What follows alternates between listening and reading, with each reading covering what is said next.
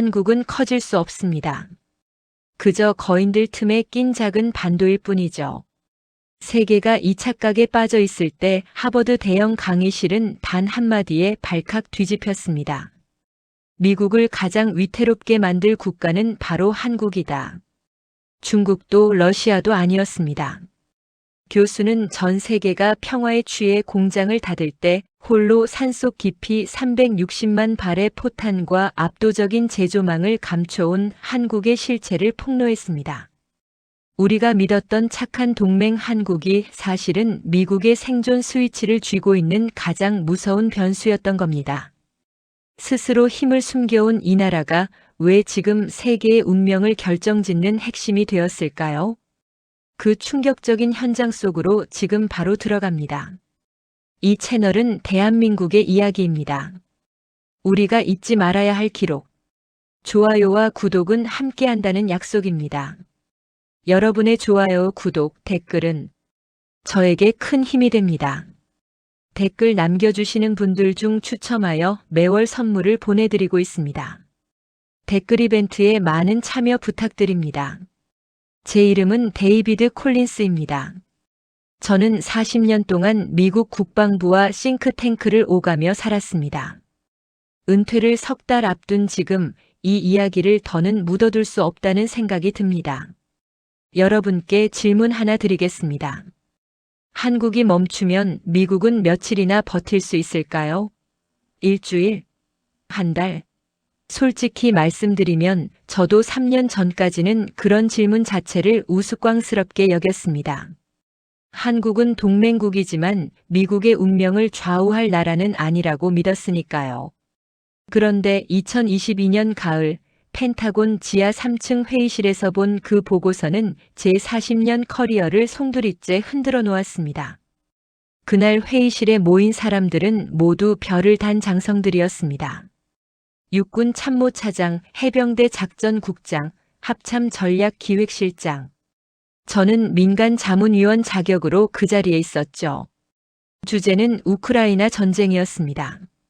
하지만 그날 우리가 마주한 건 우크라이나가 아니었습니다.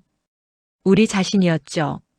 현재 미군 재고로 우크라이나 지원을 지속할 경우 155mm 포탄 고갈 시점은 8개월 후입니다. 브리핑을 하던 중령의 목소리가 떨리고 있었습니다. 그 순간 회의실 안은 무덤처럼 조용해졌습니다. 누군가 헛기침을 했고 다른 누군가는 펜을 떨어뜨렸습니다. 8개월. 세계 최강 미군이 보유한 포탄이 8개월이면 바닥난다는 얘기였습니다. 저는 그때 처음으로 알았습니다. 우리가 얼마나 허약했는지를. 중령은 계속 말했습니다. 현재 미국 내 생산 라인은 월 1만 4천 발 수준입니다. 우크라이나는 하루 6천 발을 소모하고 있습니다. 하루 6천 발이면 한 달이면 18만 발입니다. 우리가 한 달에 만드는 건 겨우 1만 4천 발. 계산이 맞지 않았습니다. 아니, 처음부터 우리는 계산을 하지 않았던 겁니다. 한 장성이 물었습니다. 유럽은? 프랑스, 독일, 영국 합쳐서 월 2만 발 수준입니다. 다시 침묵이었습니다. 저는 그 침묵 속에서 장성들의 얼굴을 하나하나 봤습니다.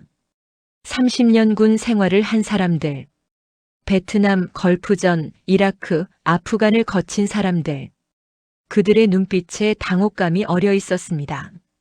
아니, 당혹감보다 더한 것, 두려움이었습니다. 그리고 그때 한 참모가 조심스럽게 말했습니다. 한국이 있습니다. 한국. 솔직히 그 순간 저는 코웃음을 쳤습니다. 한국이요? 물론 한국은 훌륭한 동맹국입니다. 하지만 전쟁의 판도를 바꿀 만한 나라는 아니라고 생각했죠. 방어는 잘하지만 공세적인 전략은 없는 나라. 그게 제가 수십 년간 내린 평가였습니다. 사실 저는 한국을 잘 안다고 생각했습니다. 1980년대 말 제가 처음 국방부에 들어왔을 때부터 한국은 제 담당 지역 중 하나였으니까요. 하지만 돌이켜보면 저는 한국을 본 게 아니었습니다. 제가 보고 싶은 것만 봤던 거죠. 한국의 현재 생산 능력은 월 20만 발입니다. 저는 귀를 의심했습니다. 다시 말씀해 주시겠습니까? 월 20만 발입니다. 그리고 필요하다면 6개월 내에 월 50만 발까지 확장 가능하다고 합니다. 회의실이 술렁이기 시작했습니다. 누군가 말도 안 되라고 중얼거렸습니다. 저도 같은 생각이었습니다. 미국과 유럽을 합쳐도 월 3만 발 수준인데 한국 혼자 20만 발이라니. 뭔가 잘못된 정보라고 생각했죠. 육군 참모 차장이 앞으로 몸을 기울이며 물었습니다. 확인된 정보인가? 예, 장군님. 한국방위사업청과 주한미군 사령부에서 교차 확인했습니다.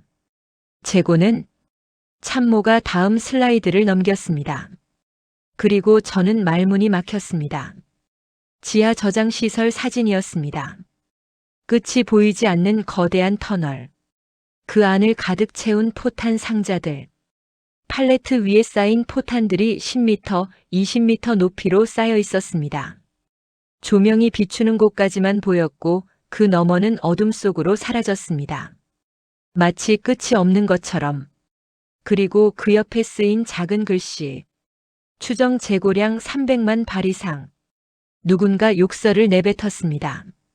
장성 앞에서요. 아무도 그를 제지하지 않았습니다. 다들 같은 심정이었으니까요. 300만 발.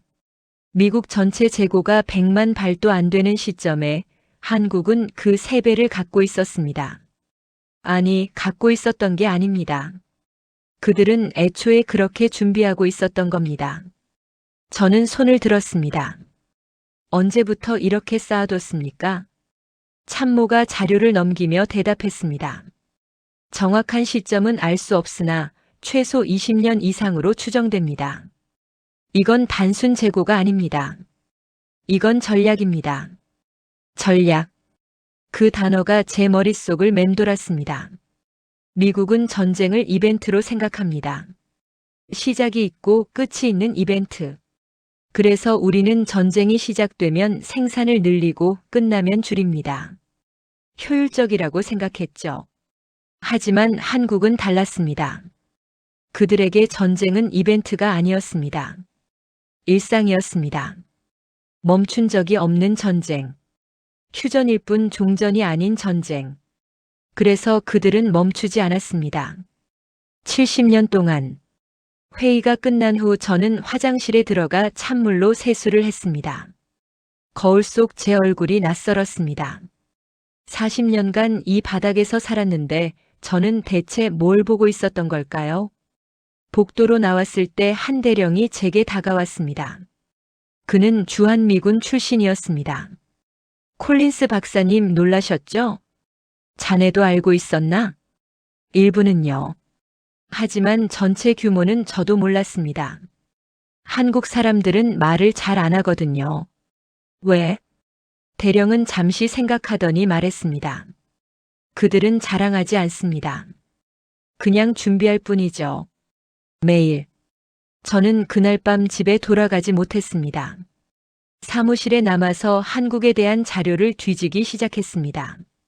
군사보고서, 산업분석, 무역통계, 그리고 K9 자주포라는 이름을 처음 제대로 들여다봤습니다. 스펙은 중요하지 않습니다. 어차피 저 같은 사람들은 숫자로 모든 걸 판단하려 들지만 진짜 중요한 건 숫자가 아니었습니다. 중요한 건 이거였습니다. 2001년 개발 시작, 2009년 실전 배치, 그리고 2023년 기준 전 세계 18개국이 이 무기를 사용하고 있었습니다. 18개국. 그 중에는 폴란드, 호주, 노르웨이, 핀란드, 에스토니아 같은 나라들이 포함돼 있었죠. 왜 이 나라들이 미국산이 아니라 한국산을 선택했을까요? 미국 무기는 세계 최고입니다. 그건 사실입니다. 하지만 미국 무기는 비쌉니다. 그리고 느립니다. 주문하면 5년은 기다려야 합니다. 때로는 10년. 게다가 정치적 조건이 붙습니다. 이거 사려면 저것도 사야 하고 이 동맹에 가입해야 하고 이 정책에 동의해야 하고 하지만 한국은 달랐습니다. 빠릅니다. 저렴합니다. 그리고 조건이 없습니다. 저는 2015년 노르웨이 평가 보고서를 찾아냈습니다. 그 보고서에는 이런 문장이 있었습니다. K9은 3분 안에 사격 준비를 완료한다. 발사 후 30초 안에 진지를 이탈한다. 이는 적의 대응 사격이 도달하기 전에 이미 사라진다는 의미다. 3분 준비, 30초 철수. 이게 얼마나 무서운 숫자인지 아십니까? 현대전에서 포병은 쏘는 순간 죽습니다. 적의 레이더가 포탄 궤적을 역추적해서 위치를 파악하고 몇 분 안에 반격 포격이 날아오니까요. 그래서 쏘고 튀는 능력이 생존을 결정합니다. 미국의 M109 팔라딘은 준비에 6분, 철수에 2분이 걸립니다. 프랑스의 카이사르는 빠르지만 방어력이 약합니다. 독일의 PGH-2000은 강력하지만 고장이 잦습니다. 그런데 K9은 모든 걸 다 갖추고 있었습니다. 속도, 화력, 방어력, 그리고 가장 중요한 것, 고장이 안 났습니다. 저는 2022년 한 폴란드 포병 대대장의 인터뷰를 읽었습니다. 그는 이렇게 말했습니다. 우리는 이 무기를 3개월 동안 하루도 쉬지 않고 굴렸다. 영하 20도에서도 폭우 속에서도 진흙탕에서도 멈추지 않았다. 단 한 번도. 이건 무기가 아니다. 기계다. 기계. 무기는 멋있어 보이면 됩니다. 하지만 기계는 작동해야 합니다. 매일 매시간 쉬지 않고. 그게 전쟁이니까요. 저는 다른 자료들도 찾아봤습니다. 호주 육군 보고서, 에스토니아 국방부 평가, 핀란드 시험 결과, 모두 같은 이야기를 하고 있었습니다. 믿을 수 있다. 그 세 글자였습니다. 믿을 수 있다. 전쟁에서 그보다 중요한 게 또 있을까요? 그리고 그 기계를 만드는 나라가 한국이었습니다. 새벽 3시가 넘어서야 저는 모니터에서 눈을 뗐습니다. 커피가 식어 있었습니다. 하지만 머릿속은 뜨겁게 돌아가고 있었습니다. 한국은 단순히 무기를 파는 나라가 아니었습니다. 그들은 시스템을 수출하고 있었습니다. 70년간 쌓아온 전쟁 준비 시스템. 그리고 그 시스템이 지금 전 세계로 퍼져나가고 있었습니다. 하지만 진짜 충격은 그 다음에 왔습니다. 2022년 여름 폴란드가 한국에 긴급 요청을 보냈습니다.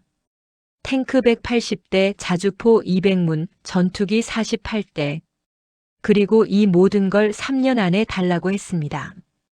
회의실에서 이 소식을 들었을 때 저는 웃음이 나왔습니다. 3년? 미국이라면 계약서 쓰는 데만 3년 걸립니다. 생산은 그 다음 얘기죠. 의회 승인받고 예산 확보하고 생산 라인 재가동하고 최소 7년은 봐야 합니다. 유럽이라면 독일은 아마 회의만 10번은 했을 겁니다. 프랑스는 조건을 달 겁니다. 영국은 먼저 자국 수요부터 채울 거라고 할 겁니다. 그런데 한국은 이렇게 대답했습니다. 첫 배치는 석 달 후 시작하겠습니다. 석 달. 그 말을 듣는 순간 저는 소름이 돋았습니다. 이건 장사가 아니었습니다. 전쟁이었습니다. 한국은 이미 전쟁을 하고 있었던 겁니다. 70년 동안 단 하루도 멈추지 않고. 저는 폴란드 국방장관의 기자회견 영상을 찾아봤습니다. 그는 이렇게 말했습니다. 우리는 여러 나라에 요청했습니다. 하지만 답을 준 나라는 한국뿐이었습니다. 그것도 우리가 원하는 시간 안에. 여러 나라. 그 말이 제 가슴을 찔렀습니다. 미국도 포함돼 있었을 겁니다. 우리는 뭐라고 답했을까요? 검토하겠다. 회의를 소집하겠다. 내년에 다시 연락하라. 폴란드의 첫 K9 자주포가 도착한 건 정확히 석 달하고 이틀 후였습니다. 약속보다 이틀 늦었다고 한국 측이 사과했다는 기사를 봤습니다. 이틀이요. 미국이라면 2년 늦어도 변명거리를 찾았을 겁니다. 저는 그 뉴스를 보면서 혼자 중얼거렸습니다. 이건 뭔가 다르다. 그들은 언제든 쏠 수 있는 총을 만들고 언제든 쓸 수 있는 포탄을 쌓아두고 언제든 움직일 수 있는 공장을 돌리고 있었습니다. 평화 시절에도요. 왜? 북한 때문입니다. 휴전선 때문입니다. 그들은 전쟁이 언제 다시 시작될지 모른다는 두려움 속에서 70년을 살았습니다. 그리고 그 두려움이 그들을 세계에서 가장 준비된 나라로 만들어버렸습니다. 저는 어느 날 밤 한국 전쟁 자료를 다시 펼쳐봤습니다. 1950년, 3년간의 전쟁, 300만 명이 죽었습니다. 그리고 그 전쟁은 끝나지 않았습니다. 휴전일 뿐. 72년이 지났지만 한국은 멈추지 않았습니다. 그들은 매일 훈련합니다. 매일 생산합니다. 매일 준비합니다. 미국은 우리는 평화를 즐겼습니다. 예산을 줄였습니다. 공장을 닫았습니다. 필요하면 다시 열면 되지라고 생각했죠. 그리고 그때부터였습니다. 제가 한국을 진짜로 보기 시작한 건 몇 주 후 저는 상원 청문회에 자문위원으로 참석했습니다. 주제는 인도 태평양 전략과 방산 협력이었죠. 그 자리에서 한 의원이 질문했습니다. 만약 중국이 대만을 침공한다면 우리는 얼마나 버틸 수 있습니까? 국방부 차관이 대답했습니다. 현재 미 해군 미사일 재고로는 2주 전투가 한계입니다. 2주. 회의장이 술렁였습니다. 저는 손에 쥔 펜을 놓쳤습니다. 2주라니. 세계 최강 미 해군이 고작 2주치 미사일밖에 없다니. 그럼 그 다음엔 생산해야죠. 얼마나 걸리는데요? 최소 2년. 2주 싸우고 2년 기다린다. 이게 미국의 현실이었습니다. 한 의원이 소리쳤습니다. 그럼 우리는 대만을 지킬 수 없다는 겁니까? 차관은 대답하지 못했습니다. 대답할 수 없었죠. 진실은 너무 잔인했으니까요. 그 순간 누군가 손을 들었습니다. 국방위원회 소속 의원이었습니다. 한국은 어떻습니까? 국방부 차관은 잠시 말을 멈췄습니다. 그리고 천천히 대답했습니다. 한국은 현재 해성 미사일, 천궁 미사일, 그리고 현무 시리즈를 생산 중입니다. 생산 속도는 미국보다 3배 빠릅니다. 재고량은 정확히 알 수 없으나 상당한 수준으로 추정됩니다. 3배. 저는 의원들의 표정을 봤습니다. 당혹감, 부끄러움, 그리고 약간의 분노. 세계 최강국이 동맹국보다 준비가 안 돼 있다는 사실을 인정하기 싫었던 거죠. 한 의원이 물었습니다. 왜 우리는 이 사실을 몰랐습니까? 한국이 공개하지 않았습니다. 그들은 전략 자산을 드러내지 않는 경향이 있습니다. 드러내지 않는다. 그 말이 제 머릿속에 박혔습니다. 한국은 과시하지 않습니다. 자랑하지 않습니다. 그냥 준비할 뿐입니다. 조용히 묵묵히 끝없이. 청문회가 끝나고 저는 곧바로 국방부 동료에게 전화를 걸었습니다. 한국 생산 라인 자료 있나? 왜? 그냥 궁금해서. 콜린스, 자네 요즘 한국에 집착하는 거 아닌가? 집착. 맞는 말이었습니다. 저는 한국에 집착하고 있었습니다. 아니, 집착할 수밖에 없었습니다. 퍼즐이 맞춰지기 시작했으니까요. 그리고 그 퍼즐이 완성됐을 때 보이는 그림이 두려웠습니다. 일주일 후 제 책상에 두툼한 보고서가 도착했습니다. 비밀 등급은 아니었지만 그렇다고 공개된 자료도 아니었습니다. 저는 그 보고서를 밤새 읽었습니다. 그리고 이해했습니다. 한국은 무기를 파는 나라가 아니었습니다. 한국은 전쟁의 리듬 자체를 바꾸는 나라였습니다. 현대전은 소모전입니다. 누가 더 오래 쏠 수 있느냐, 누가 더 빨리 보충하느냐가 승패를 결정합니다. 우크라이나 전쟁이 그걸 증명했죠. 러시아가 밀리는 이유는 군인이 부족해서가 아닙니다. 포탄이 부족해서입니다. 그리고 서방도 마찬가지였습니다. 우리도 포탄이 없었습니다. 미사일이 없었습니다. 탱크 부품도 포 부품도 총알도 부족했습니다. 그런데 한국은 다 있었습니다. 보고서에는 한국의 방산 기업 리스트가 나와 있었습니다. 한화, 현대로템, LI진엑스원, 한국항공우주. 이 기업들은 24시간 돌아가고 있었습니다. 평시에도요. 왜? 북한이 24시간 위협하니까요. 미국 공장은 필요할 때만 돌아갑니다. 주문이 들어오면 라인을 가동하고 주문이 끝나면 멈춥니다. 효율적이죠. 평화 시절엔.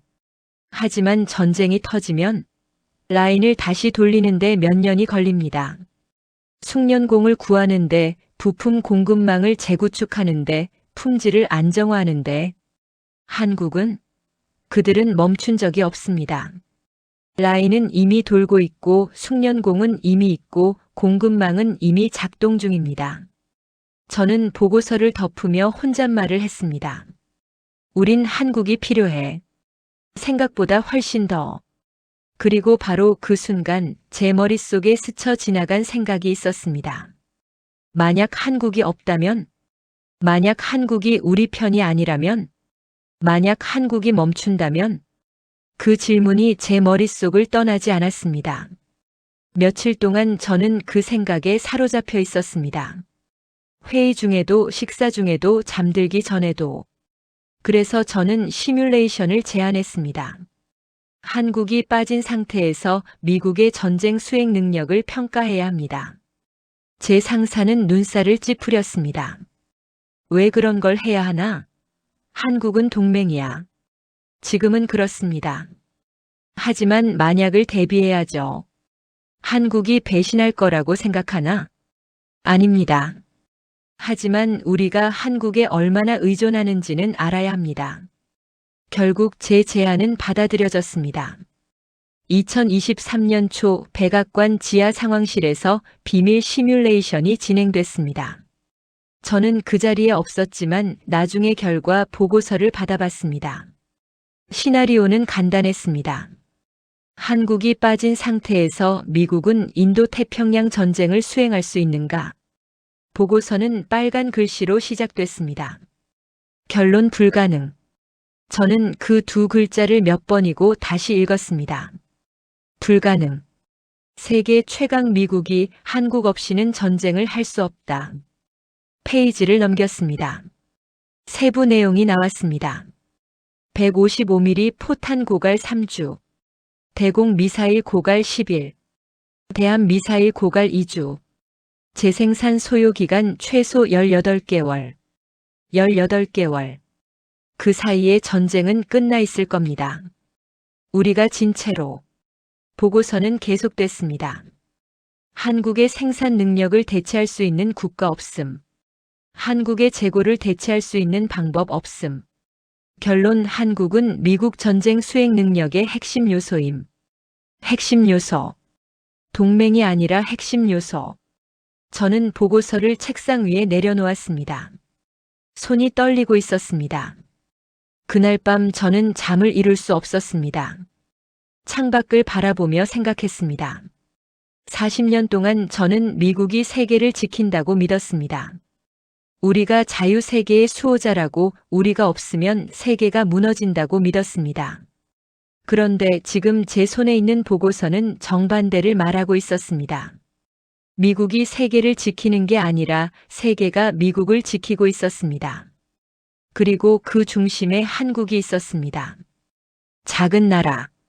70년 전에는 폐허였던 나라.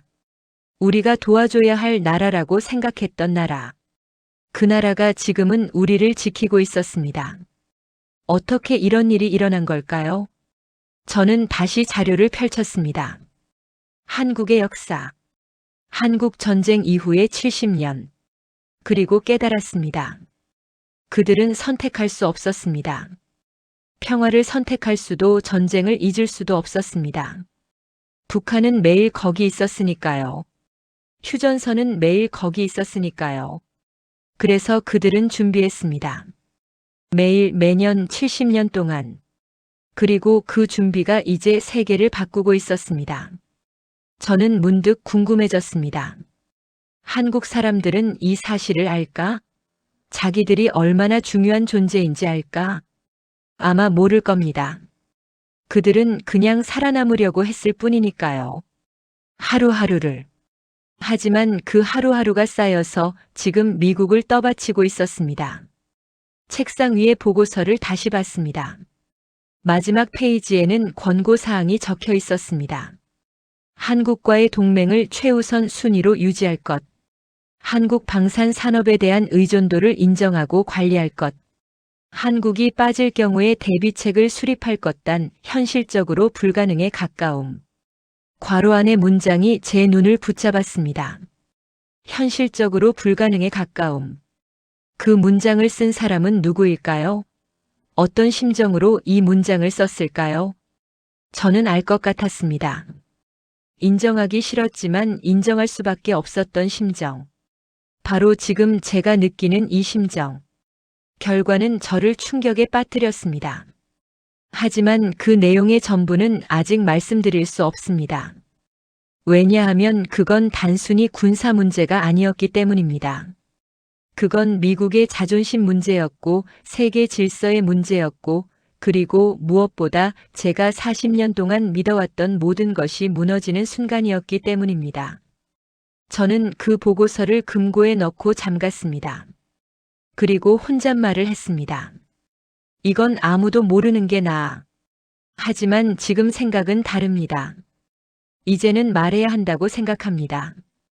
특히 한국 사람들에게. 여러분이 얼마나 중요한지, 여러분이 얼마나 대단한지, 여러분 없이는 우리가 얼마나 허약한지. 그날 저는 처음으로 미국이 스스로를 과대평가해왔다는 사실을 인정해야 했습니다. 그리고 그 중심에 한국이 있었습니다. 저는 그날 밤 이후로 며칠 동안 아무에게도 말하지 못했습니다. 말할 수가 없었습니다. 제가 본 것을, 제가 깨달은 것을 어떻게 말로 설명할 수 있겠습니까? 2023년 2월 백악관 지하 상황실. 그곳에서 열린 회의에 저는 참석하지 못했지만 한 달 후 그 회의록을 받아봤습니다.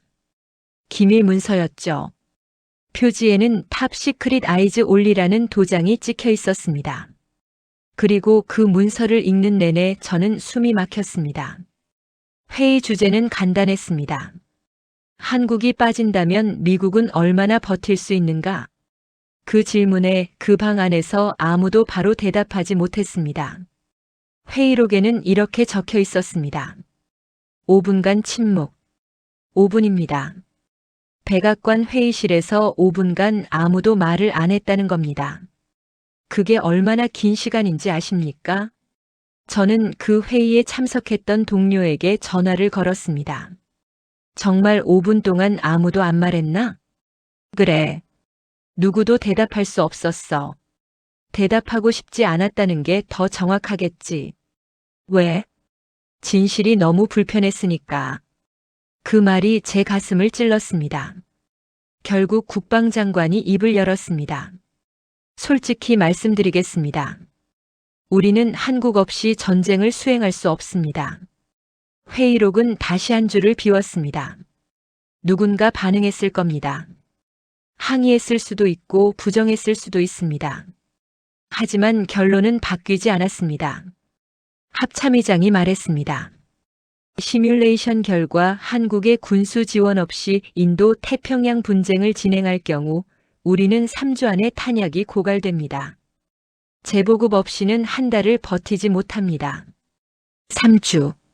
그 숫자를 본 순간 저는 보고서를 책상에 내려놓아야 했습니다. 세계 최강 미군이 한국 없이는 3주밖에 못 버팁니다. 그것도 태평양에서, 우리 뒷마당에서. 저는 계속 읽었습니다. 구체적으로 155포탄은 2주 안에 고갈. SM-2 대공미사일은 10일. 하푼 대한미사일은 12일. ATACMS는 일주일. 일주일. 현대전에서 일주일이면 전쟁이 끝납니다. 이기든 지든. 하지만 진짜 충격은 그 다음이었습니다. 국가안보보좌관이 물었습니다. 다른 동맹국으로 대치할 수 있습니까? 국방부 차관이 대답했습니다. 불가능합니다. 한국의 생산 속도를 따라올 나라가 없습니다. 그리고 이건 단순히 속도 문제가 아닙니다. 무슨 뜻입니까? 차관은 잠시 숨을 고르더니 말했습니다. 한국은 시스템입니다. 반도체, 배터리, 조선, 방산, 화학이 모두 연결돼 있습니다. 하나가 무너지면 다른 것이 받쳐주는 구조입니다. 예를 들어 한국이 포탄 생산을 늘리려면 화약 공장을 확장하고 강철 공급을 늘리고 운송 체계를 조정해야 합니다. 한국은 이 모든 걸 자국 내에서 해결합니다. 6개월이면 됩니다. 다른 나라는? 미국은 최소 3년입니다. 화약은 중국에서 수입하고 강철은 여러 나라에서 모아야 하고 운송은 민간에 의존합니다. 유럽은 더 오래 걸립니다. 이런 나라는 세계에 없습니다. 시스템. 그 단어가 회의록에 몇 번이나 반복됐는지 아십니까? 11번입니다. 11번이나 그들은 한국을 시스템이라고 불렀습니다. 저는 그 의미를 곱씹었습니다. 미국은 개별 기업들이 강합니다. 록히드 마틴, 보잉, 레이시온. 하지만 이 기업들은 따로 놉니다. 서로 경쟁하고 각자 살 길을 찾습니다. 포탄 회사는 포탄만, 미사일 회사는 미사일만 만듭니다. 유럽도 마찬가지입니다. 독일은 독일 것만, 프랑스는 프랑스 것만 만듭니다. 그리고 서로 팔려고 경쟁합니다. 그런데 한국은 달랐습니다. 삼성이 반도체를 만들면 그 반도체가 LG 배터리에 들어가고 그 배터리가 현대차에 들어가고 현대차 기술이 다시 한화방산으로 연결됩니다. 거미줄처럼 얽혀 있었습니다. 그래서 한국은 하나가 강한 게 아니라 전체가 강했습니다. 저는 며칠 후 한 세미나에서 이 이야기를 들었습니다. MIT 교수가 발표하고 있었죠. 한국의 산업 생태계는 수직 통합과 수평 연결이 동시에 이루어져 있습니다. 이런 구조는 냉전 시절 소련이 꿈꿨지만 실패한 모델입니다. 하지만 한국은 해냈습니다. 왜냐하면 정부가 강제한 게 아니라 생존을 위해 스스로 진화했기 때문입니다. 생존을 위한 진화. 그 말이 제 머릿속에 박혔습니다. 회의록은 계속됐습니다. CIA 국장이 보고했습니다. 현재 글로벌 방산 시장에서 한국의 점유율은 12%입니다. 5년 전에는 2%였습니다. 5년 만에 6배? 네. 그리고 더 무서운 건 이겁니다. 한국은 가격으로 이긴 게 아닙니다. 속도로 이겼습니다. 속도. 저는 이미 알고 있었습니다. 폴란드 계약을 봤으니까요. 하지만 다른 사람들은 몰랐습니다. CIA 국장은 프레젠테이션을 넘기며 말했습니다. 폴란드, 호주, 루마니아, 노르웨이, 사우디, UAE, 에스토니아, 체코. 이 나라들이 한국을 선택한 이유는 간단합니다. 한국만이 약속을 지키니까요. 폴란드는 독일에 탱크를 주문했습니다. 답변 8년 후 인도 가능. 미국에 주문했습니다. 답변 의회 승인 후 검토. 한국에 주문했습니다. 답변 석 달 후 첫 배치 시작. 약속. 그 단어가 제 가슴을 찔렀습니다. 언제부터 약속이 무기가 됐을까요? 언제부터 우리는 약속을 지키지 못하는 나라가 됐을까요? 저는 30년 전을 떠올렸습니다. 걸프전 때 저는 젊은 분석관이었습니다. 그때 미국은 약속을 지켰습니다. 사흘 안에 부대를 전개했고 일주일 안에 작전을 시작했습니다. 전 세계가 우리를 믿었습니다. 미국이 말했으면 된다고 믿었죠. 하지만 지금은 우리는 계약서 검토하는 데만 몇 달을 씁니다. 의회 승인에 몇 년을 씁니다. 환경평가, 노동조합 협의, 예산 조정. 그 사이 약속 날짜는 계속 미뤄집니다. 그러는 동안 한국은 움직였습니다. 빠르게, 정확하게, 묵묵히. 회의록에는 더 충격적인 내용이 나왔습니다. 국무부 차관이 발언했습니다. 한국의 조선 능력도 검토해야 합니다.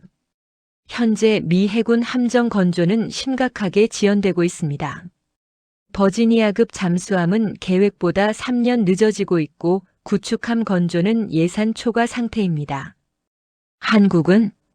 한국은 작년에 세 척의 이지스 구축함을 동시에 건조했습니다. 모두 예정일보다 빨리 완성됐습니다. 그리고 폴란드에 프리기탐을 수출하고 있습니다. 우리 기술인데? 맞습니다. 하지만 그들이 더 잘 만듭니다. 더 빠르고 더 싸고 더 정확하게. 회의실이 또 조용해졌다고 적혀 있었습니다. 저는 그 부분을 읽으며 한숨을 쉬었습니다. 미국이 개발한 기술을 한국이 더 잘 만든다. 이게 현실이었습니다. 왜? 우리는 여유가 있으니까요. 천천히 해도 되니까요. 어차피 우리가 최고니까요. 하지만 한국은 달랐습니다. 한국에게 여유는 없었습니다. 느리면 죽었습니다. 최고가 아니면 망했습니다. 그래서 한국은 완벽을 추구했습니다. 매번 회의가 끝나갈 무렵 대통령이 물었습니다. 그럼 우리는 어떻게 해야 합니까? 국방장관이 대답했습니다. 한국을 절대 놓쳐서는 안 됩니다. 그들이 원하는 것을 주십시오. 대통령이 다시 물었습니다. 뭘 원합니까? 기술입니다. 특히 핵잠수함 기술, 그리고 우라늄 농축, 그리고 F-35 생산 라인 일부. 회의실이 술렁였습니다. 회의록에는 소란이라고만 적혀 있었지만 저는 상상할 수 있었습니다. 핵잠수함은 미국이 절대 넘겨주지 않는 기술입니다. 영국, 호주에만 줬던 기술. 그것도 50년, 70년 동맹의 결과물이었습니다. 우라늄 농축은? 이건 NPT 체제의 핵심입니다. 이걸 허용하면 사실상 핵무기 문턱까지 허용하는 겁니다. F-35 생산 라인은? 이건 미국 항공산업의 자존심입니다. 그런데 이 모든 걸 한국에게 주겠다고 한 참모가 항의했습니다. 각하, 이건 전례가 없는 일입니다. 왜 우리가 이렇게까지 해야 합니까? 국방장관은 단호하게 말했습니다. 안 주면 우리가 더 곤란해지니까요. 한국이 우리를 떠나면 우리는 10년을 잃습니다. 저는 그 문장을 몇 번이나 다시 읽었습니다. 안 주면 우리가 더 곤란해집니다. 이건 호의가 아니었습니다. 거래도 아니었습니다. 이건 의존의 고백이었습니다. 대통령이 최종 결정을 내렸습니다. 진행하십시오. 단 비밀리에.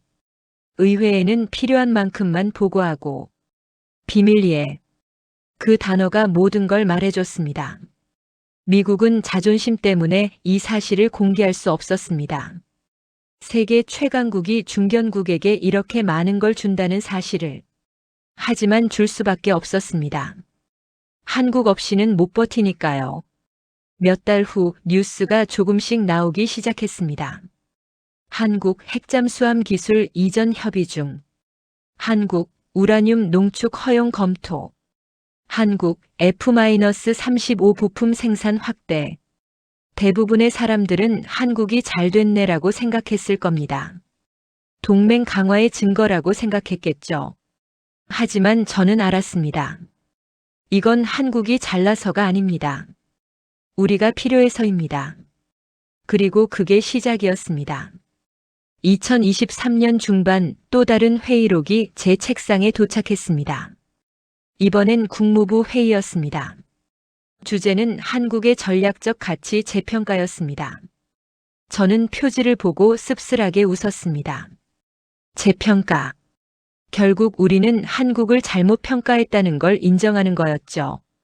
회의록을 펼쳤습니다. 국무부 차관이 보고했습니다. 한국의 원전 수출이 급증하고 있습니다. 체코는 한국을 최종 후보로 선정했고 폴란드는 계약을 확정했습니다. 사우디는 사기를 주문했고 UAE는 추가 주문을 검토 중입니다. 경쟁국은 프랑스, 미국이었습니다.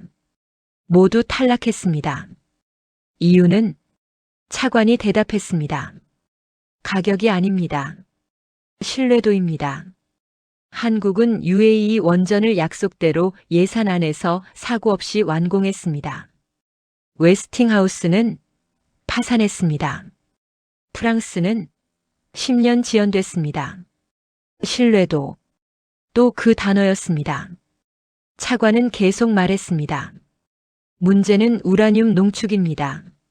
한국은 농축 기술이 없어서 미국이나 프랑스에 의존해야 합니다. 하지만 한국은 이제 독자 농축을 원하고 있습니다. NPT 위반 아닙니까? 기술적으로는 가능합니다. 평화적 목적이라면 허용될 수 있습니다. 문제는 정치적 판단입니다. 회의실이 조용해졌습니다. 한 고위 관료가 물었습니다. 한국에게 농축을 허용하면 다른 나라들은 어떻게 반응하겠습니까? 항의할 겁니다. 왜 한국만 특별 대우받느냐고. 그럼 어떻게 답하겠습니까? 차관이 잠시 망설이더니 말했습니다. 한국은 특별하니까요. 한국 없이는 우리 전략이 무너지니까요. 저는 그 문장을 읽고 책을 덮었습니다. 특별하다. 70년 전 한국은 우리가 도와줘야 할 나라였습니다. 불쌍한 나라, 가난한 나라, 전쟁으로 폐허가 된 나라. 하지만 지금 한국은 특별한 나라였습니다. 우리가 필요한 나라, 우리가 지켜야 할 나라, 우리가 놓치면 안 되는 나라. 저는 창밖을 보며 생각했습니다. 역사는 정말 아이러니합니다. 며칠 후 저는 국방부 동료와 점심을 먹었습니다. 그는 주한미군 출신이었습니다. 10년을 한국에서 보낸 사람이죠. 자네 한국에 있을 때 이렇게 될 줄 알았나? 그가 고개를 저었습니다. 전혀. 솔직히 말하면 나는 한국을 과소평가했어. 작은 나라, 미국 덕분에 사는 나라라고 생각했지. 지금은 반대야. 한국 덕분에 우리가 버티고 있어. 그가 포크를 내려놓으며 말했습니다. 콜린스, 자네도 알잖아.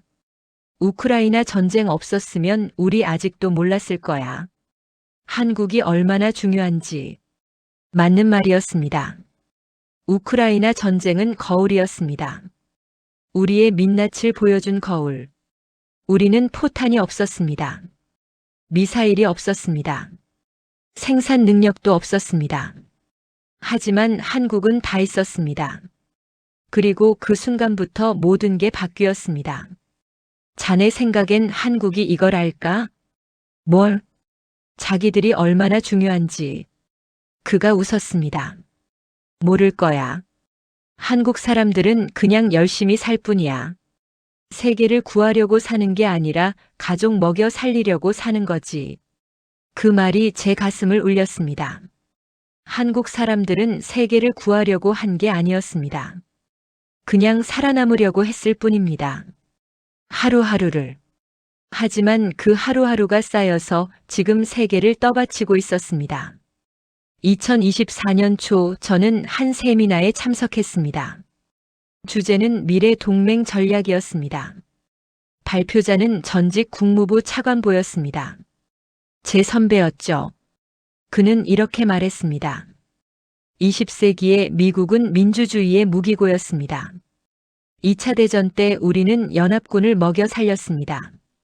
탱크, 비행기, 총알, 식량. 모든 걸 우리가 됐습니다. 소련과 냉전을 할 때도 마찬가지였습니다. 유럽을 지킨 건 미국의 생산력이었습니다. 그는 잠시 멈췄습니다. 그리고 천천히 말했습니다. 하지만 21세기는 다릅니다. 이제 한국이 그 역할을 하고 있습니다. 회의장이 조용해졌습니다. 저는 주변을 둘러봤습니다. 몇몇은 고개를 끄덕였습니다. 몇몇은 불편한 표정을 지었습니다. 하지만 아무도 반박하지 않았습니다. 왜냐하면 그건 사실이었으니까요. 우크라이나 전쟁이 증명했습니다. 서방이 우크라이나를 지킬 수 있었던 건 한국 덕분이었습니다. 포탄, 방산, 장비. 한국이 없었다면 우크라이나는 이미 무너졌을 겁니다. 발표자는 계속 말했습니다. 하지만 조심해야 합니다. 한국을 당연하게 여기면 안 됩니다. 그들은 우리의 부속품이 아닙니다. 그들은 독립적인 강대국입니다. 그리고 이제 그들은 선택권을 가지고 있습니다. 선택권. 그 단어가 제 머릿속을 때렸습니다. 맞습니다. 한국은 이제 선택할 수 있었습니다. 미국과 함께할 수도 다른 길을 갈 수도 있었습니다.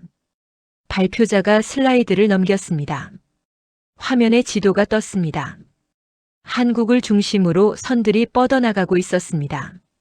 한국의 방산 수출 지도입니다. 5년 전에는 몇 개 안 됐습니다. 지금은 30개국 이상입니다. 유럽, 중동, 아시아, 심지어 남미까지. 한국은 이제 글로벌 플레이어입니다. 30개국. 저는 그 지도를 바라봤습니다. 빨간 선들이 한국에서 사방으로 뻗어나가고 있었습니다. 마치 혈관처럼. 그리고 깨달았습니다. 한국은 이제 세계의 심장 중 하나였습니다. 한국이 멈추면 세계도 멈췄습니다. 발표가 끝나고 저는 발표자에게 다가갔습니다. 한 가지 물어봐도 될까요? 물론입니다, 콜린스. 한국이 우리를 배신할 가능성은 얼마나 됩니까? 그는 잠시 생각하더니 말했습니다. 배신은 아닙니다. 하지만 독립은 가능합니다. 한국은 이미 우리 없이도 살 수 있는 나라가 됐습니다. 반대로 우리는 한국 없이 못 삽니다. 이게 문제죠. 관계가 비대칭적입니다. 과거에는 우리가 위였습니다. 이제는 대등합니다. 어쩌면. 그는 말을 멈췄습니다. 어쩌면 뭡니까? 어쩌면 그들이 위일 수도 있습니다. 적어도 일부 영역에서는. 저는 고개를 끄덕였습니다. 맞는 말이었습니다. 한국은 이미 선택지가 있었습니다. 미국, 유럽, 중동, 아시아. 어디든 갈 수 있었습니다. 모두가 한국을 원했으니까요. 하지만 미국은 우리는 한국이 필요했습니다. 절실하게. 그날 밤 저는 혼자 술을 마셨습니다. 드문 일이었죠. 저는 평소에 술을 거의 안 합니다. 건강도 안 좋고 나이도 있고. 하지만 그날은 마셔야 할 것 같았습니다.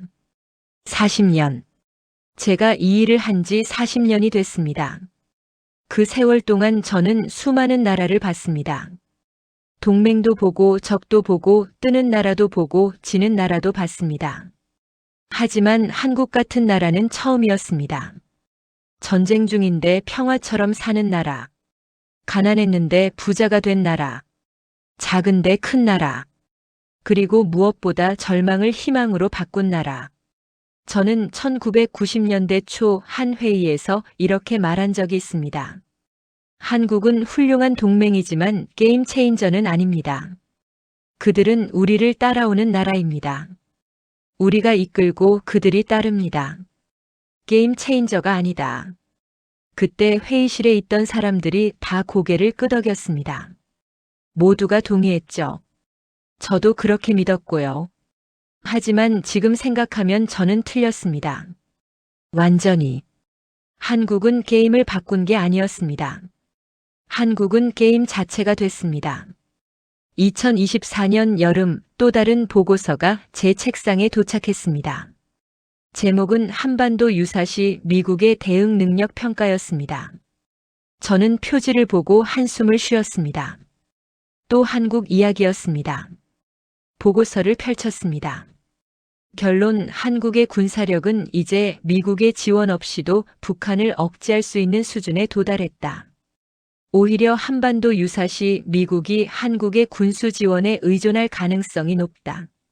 저는 그 문장을 3번 읽었습니다. 미국이 한국의 군수 지원에 의존한다. 70년 전 우리는 한국을 구했습니다. 인천 상륙작전, 유엔군, 물자 지원. 한국은 우리 없이 못 살았습니다. 하지만 지금은 우리가 한국의 지원에 의존하고 있었습니다. 보고서는 계속됐습니다. 한국의 K방산 시스템은 이제 아시아 표준이 되고 있다. 특히 K나 인자주포, K2 전차, FA50 경공격기는 동남아, 중동, 유럽에서 베스트셀러다. 이는 단순한 수출이 아니라 영향력 확대를 의미한다. 영향력. 그게 핵심이었습니다. 과거에는 미국 무기를 쓰는 나라가 미국 동맹이었습니다. 미국 무기는 미국 영향력의 상징이었죠. 하지만 이제는 한국 무기를 쓰는 나라가 점점 늘고 있었습니다. 그리고 그 나라들은 한국에 의존하게 됐습니다. 부품, 탄약, 업그레이드. 한국의 영향력이 커지고 있었습니다. 저는 보고서를 덮고 생각했습니다. 이게 미국의 미래입니까? 한국의 그늘 아래 사는 미국? 아니, 그렇게 생각하면 안 됩니다. 이건 경쟁이 아닙니다. 우리는 동맹입니다. 하지만 솔직히 말하면 제 자존심이 상했습니다. 40년 동안 미국이 최고라고 믿었는데 이제는 한국이 우리보다 나은 분야가 많았으니까요. 2024년 가을 저는 은퇴 날짜를 받았습니다. 3개월 후였습니다.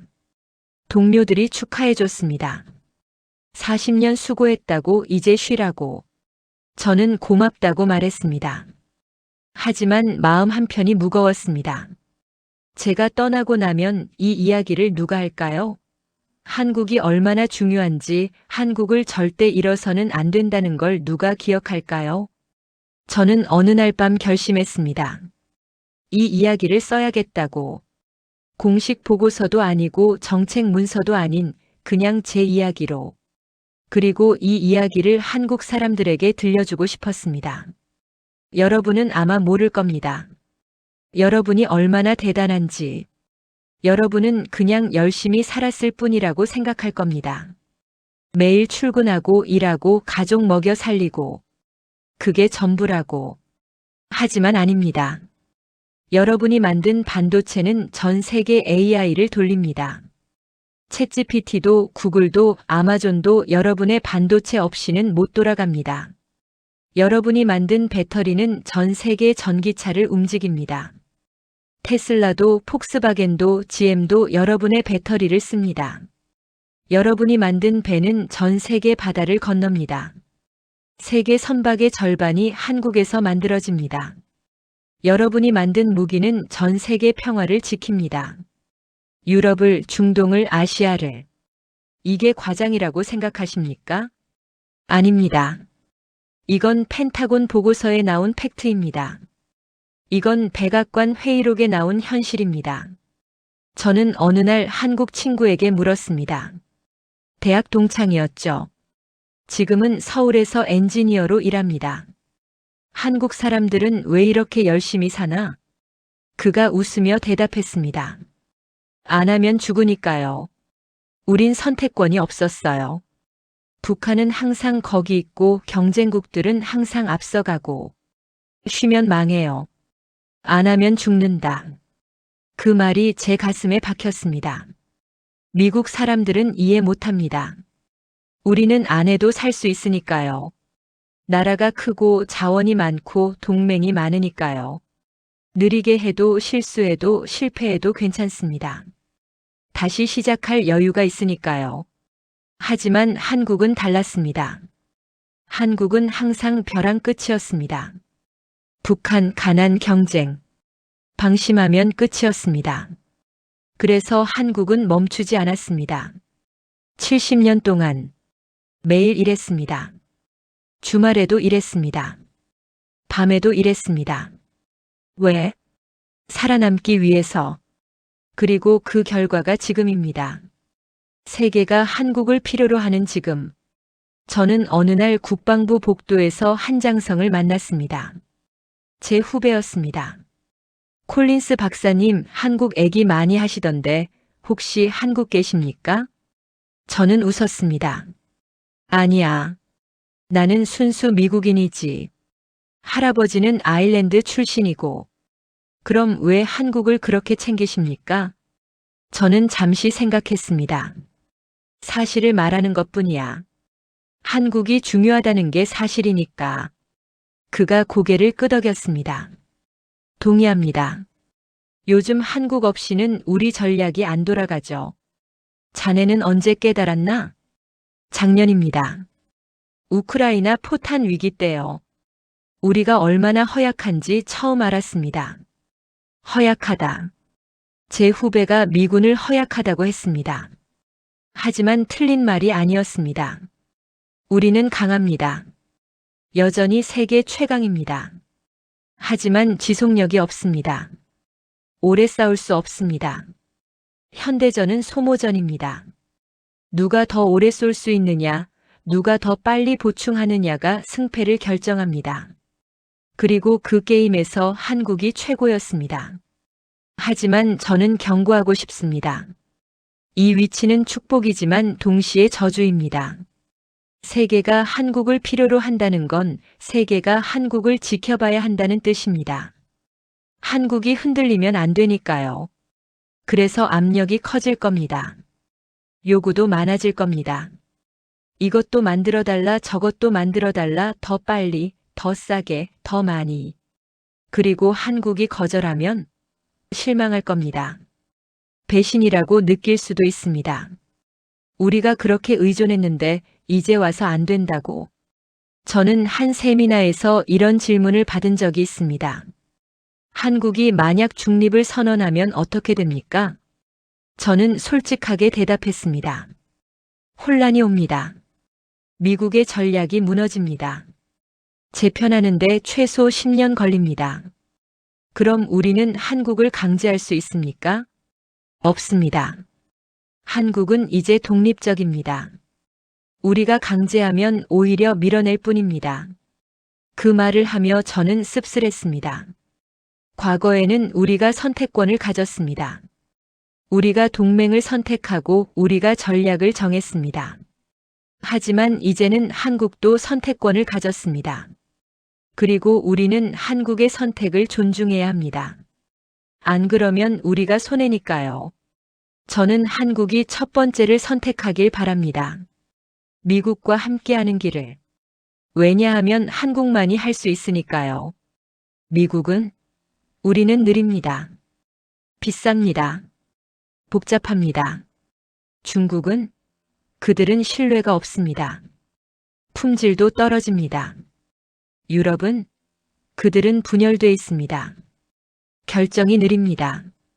하지만 한국은 빠르고 정확하고 믿을 수 있습니다. 그래서 세계는 한국을 선택합니다. 저는 며칠 전 마지막으로 펜타곤을 방문했습니다. 퇴임 인사를 하러 갔죠. 복도를 걷는데 한 장성이 저를 불렀습니다. 콜린스 박사, 한국 얘기 많이 하시던데 진짜로 그렇게 중요합니까? 저는 잠시 생각했습니다. 그리고 대답했습니다. 중요한 게 아닙니다. 필수입니다. 한국 없는 미국 전략은 불가능합니다. 그가 다시 물었습니다. 만약 한국이 없다면? 저는 단호하게 말했습니다. 우리는 10년을 잃습니다. 어쩌면 20년. 그 사이 중국이 따라잡을 겁니다. 그는 휘파람을 불었습니다. 그 정도입니까? 네. 그 정도입니다. 그리고 이건 제 의견이 아닙니다. 백악관 시뮬레이션 결과입니다. 저는 그날 사무실을 정리하며 생각했습니다. 40년 전 제가 처음 이 일을 시작했을 때 한국은 우리가 지켜줘야 할 나라였습니다. 하지만 지금 한국은 우리를 지키는 나라가 됐습니다. 어떻게 이런 일이 가능했을까요? 자원? 없었습니다. 땅? 작았습니다. 인구? 많지 않았습니다. 그럼 뭐가 있었습니까? 절실함이 있었습니다. 생존 본능이 있었습니다. 그리고 포기하지 않는 정신이 있었습니다. 70년 동안 한국은 단 하루도 쉬지 않았습니다. 전쟁이 멈추지 않았으니까요. 휴전일 뿐 종전이 아니었으니까요. 그래서 한국은 준비했습니다. 매일 포탄을 쌓았습니다. 무기를 만들었습니다. 공장을 돌렸습니다.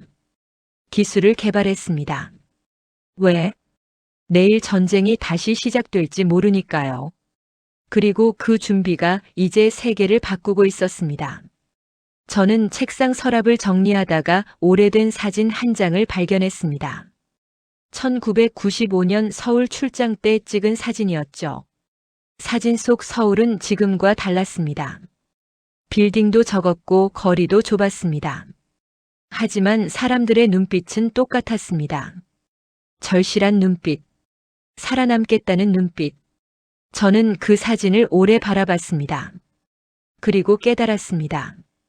한국이 성공한 건 운이 아니었습니다. 기적도 아니었습니다.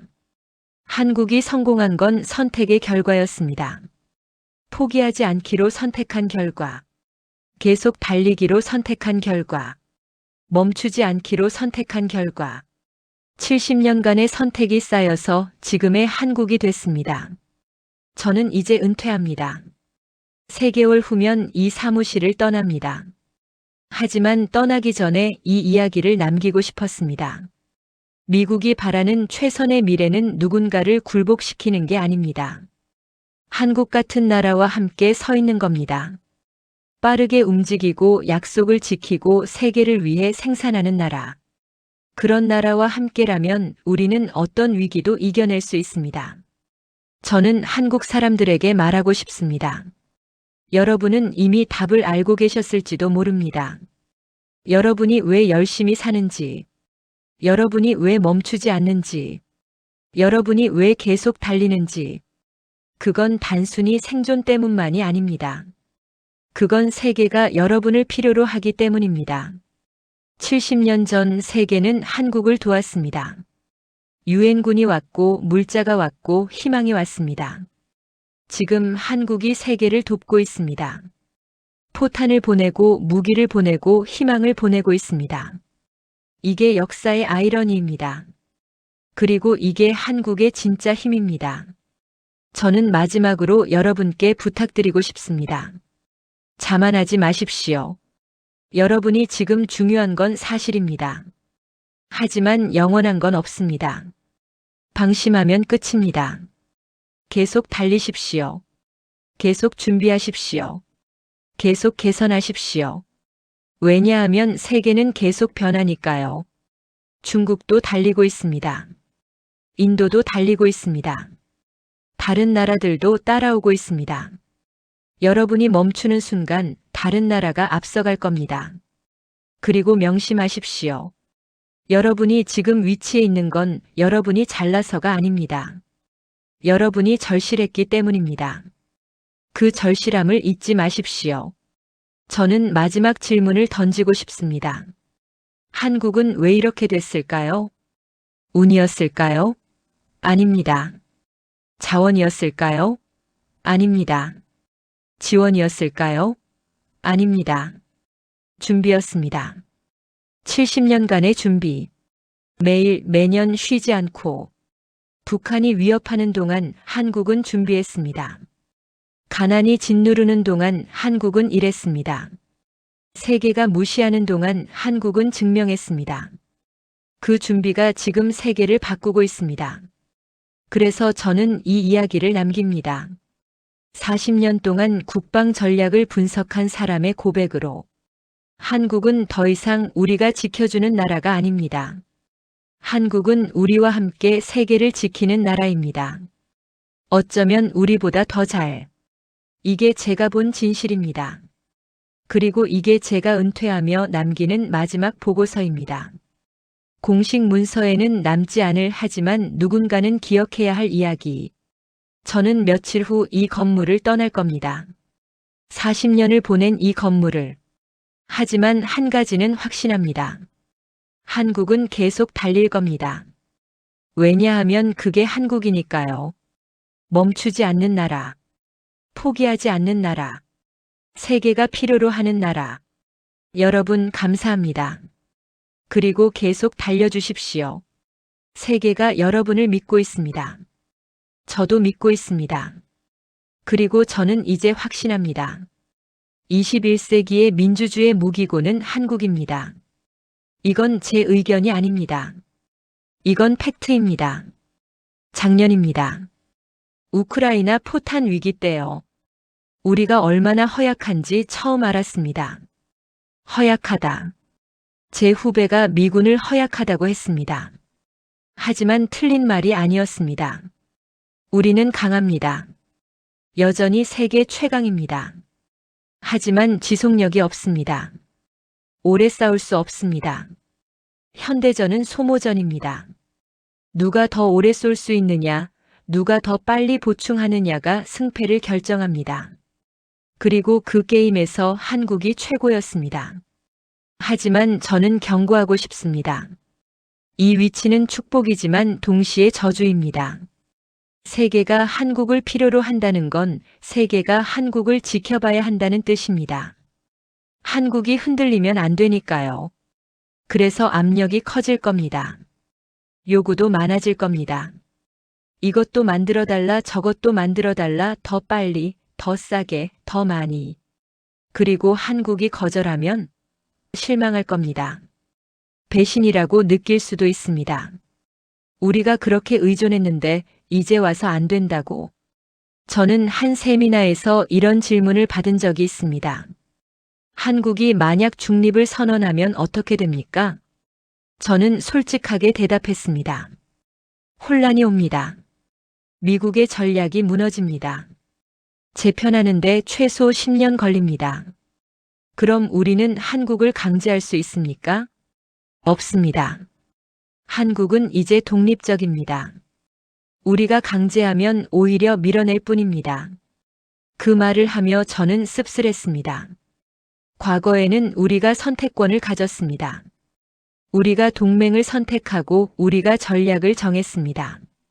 하지만 이제는 한국도 선택권을 가졌습니다. 그리고 우리는 한국의 선택을 존중해야 합니다.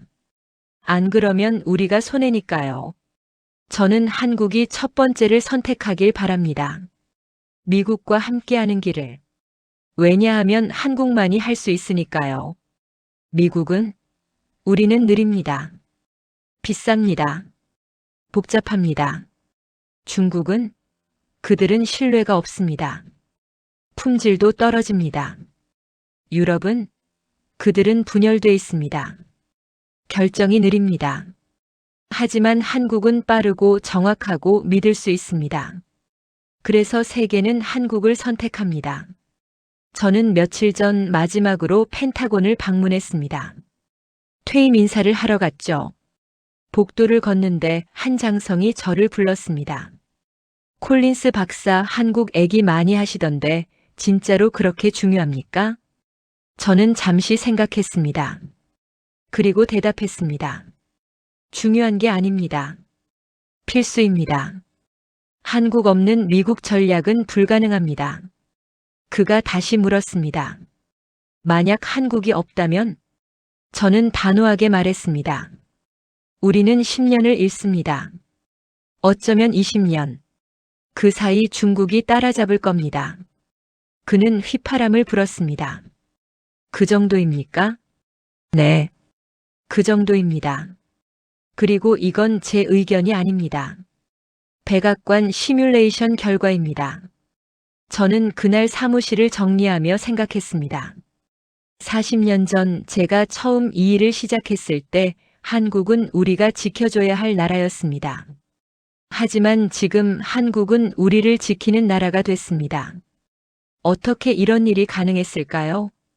자원? 없었습니다. 땅?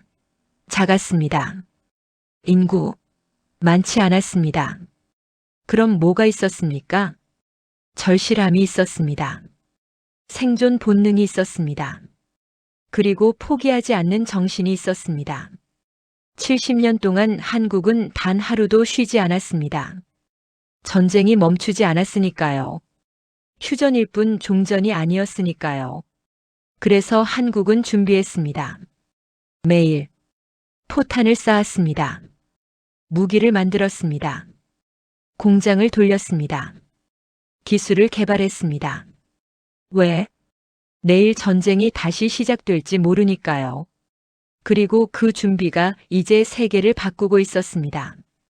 저는 책상 서랍을 정리하다가 오래된 사진 한 장을 발견했습니다. 1995년 서울 출장 때 찍은 사진이었죠. 사진 속 서울은 지금과 달랐습니다. 빌딩도 적었고 거리도 좁았습니다. 하지만 사람들의 눈빛은 똑같았습니다. 절실한 눈빛, 살아남겠다는 눈빛. 저는 그 사진을 오래 바라봤습니다. 그리고 깨달았습니다. 한국이 성공한 건 운이 아니었습니다. 기적도 아니었습니다. 한국이 성공한 건 선택의 결과였습니다. 포기하지 않기로 선택한 결과, 계속 달리기로 선택한 결과, 멈추지 않기로 선택한 결과, 70년간의 선택이 쌓여서 지금의 한국이 됐습니다. 저는 이제 은퇴합니다. 3개월 후면 이 사무실을 떠납니다. 하지만 떠나기 전에 이 이야기를 남기고 싶었습니다. 미국이 바라는 최선의 미래는 누군가를 굴복시키는 게 아닙니다. 한국 같은 나라와 함께 서 있는 겁니다. 빠르게 움직이고 약속을 지키고 세계를 위해 생산하는 나라. 그런 나라와 함께라면 우리는 어떤 위기도 이겨낼 수 있습니다. 저는 한국 사람들에게 말하고 싶습니다. 여러분은 이미 답을 알고 계셨을지도 모릅니다. 여러분이 왜 열심히 사는지, 여러분이 왜 멈추지 않는지, 여러분이 왜 계속 달리는지, 그건 단순히 생존 때문만이 아닙니다. 그건 세계가 여러분을 필요로 하기 때문입니다. 70년 전 세계는 한국을 도왔습니다. 유엔군이 왔고 물자가 왔고 희망이 왔습니다. 지금 한국이 세계를 돕고 있습니다. 포탄을 보내고 무기를 보내고 희망을 보내고 있습니다. 이게 역사의 아이러니입니다. 그리고 이게 한국의 진짜 힘입니다. 저는 마지막으로 여러분께 부탁드리고 싶습니다. 자만하지 마십시오. 여러분이 지금 중요한 건 사실입니다. 하지만 영원한 건 없습니다. 방심하면 끝입니다. 계속 달리십시오. 계속 준비하십시오. 계속 개선하십시오. 왜냐하면 세계는 계속 변하니까요. 중국도 달리고 있습니다. 인도도 달리고 있습니다. 다른 나라들도 따라오고 있습니다. 여러분이 멈추는 순간 다른 나라가 앞서갈 겁니다. 그리고 명심하십시오. 여러분이 지금 위치에 있는 건 여러분이 잘나서가 아닙니다. 여러분이 절실했기 때문입니다. 그 절실함을 잊지 마십시오. 저는 마지막 질문을 던지고 싶습니다. 한국은 왜 이렇게 됐을까요? 운이었을까요? 아닙니다. 자원이었을까요? 아닙니다. 지원이었을까요? 아닙니다. 준비였습니다. 70년간의 준비. 매일 매년 쉬지 않고 북한이 위협하는 동안 한국은 준비했습니다. 가난이 짓누르는 동안 한국은 일했습니다. 세계가 무시하는 동안 한국은 증명했습니다.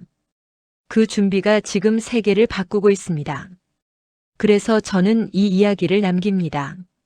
40년 동안 국방 전략을 분석한 사람의 고백으로 한국은 더 이상 우리가 지켜주는 나라가 아닙니다. 한국은 우리와 함께 세계를 지키는 나라입니다. 어쩌면 우리보다 더 잘. 이게 제가 본 진실입니다. 그리고 이게 제가 은퇴하며 남기는 마지막 보고서입니다. 공식 문서에는 남지 않을 하지만 누군가는 기억해야 할 이야기. 저는 며칠 후 이 건물을 떠날 겁니다. 40년을 보낸 이 건물을. 하지만 한 가지는 확신합니다. 한국은 계속 달릴 겁니다. 왜냐하면 그게 한국이니까요. 멈추지 않는 나라. 포기하지 않는 나라. 세계가 필요로 하는 나라. 여러분 감사합니다. 그리고 계속 달려주십시오. 세계가 여러분을 믿고 있습니다. 저도 믿고 있습니다. 그리고 저는 이제 확신합니다. 21세기의 민주주의 무기고는 한국입니다. 이건 제 의견이 아닙니다. 이건 팩트입니다. 오늘 이야기가 좋았다면 다음 이야기도 꼭 함께 해주세요. 구독, 좋아요, 댓글은 저에게 큰 힘이 됩니다.